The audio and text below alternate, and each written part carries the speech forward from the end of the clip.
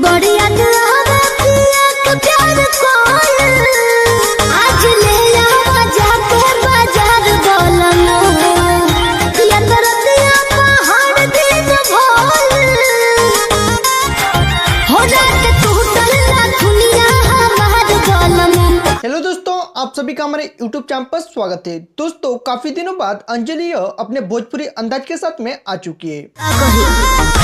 बड़ी याद आवे पिया के प्यार कोयल, आज ले आवा जाके बाजार बोलना, जल रतिया तरतिया पहाड़ दिन भोल, काका जल ना आँखी से देखब हो पिया गिरे ना, का कहीं हमरा करे जदल गरी के, काका गिरे ना ठेकब तावा पर रोटी ना सेकब। दोस्तों, अंजलि चौहान अपने हर एक कातिल अदाओं से सोशल मीडिया पर छा चुकी है और इसके सोशल मीडिया सफर ने इसे पॉपुलर बना दिया, जिस वजह से आज अंजलि अपने फैंस के दिलों में राज करती है। अंजलि की इसी भोजपुरी अंदाज को मस्ती करते हुए सबसे पहले अंजलि चौहान के इस वीडियो को कंटिन्यू करते हैं। कहीं हमरा करे जदल गरी के, दिलवा ले भिरी ना ठेकब तावा पर रोटी ना सेकब, जाबो कल में भर के दिलवा ले। अंजलि चौहान के इस परफॉर्मेंस ने बड़े बड़े क्रिएटर को पीछे छोड़ दिया है। दोस्तों, आपको अंजलि चौहान का ये भोजपुरी सॉन्ग पर परफॉर्मेंस कैसा लगा और कितना एंजॉय किया आपने अंजलि के इस डांस को, ये हमारे कमेंट्स बॉक्स में जरूर बताएं। और इसी तरह के नए नए वीडियो देखने के लिए हमारे चैनल को सब्सक्राइब जरूर करें। धन्यवाद।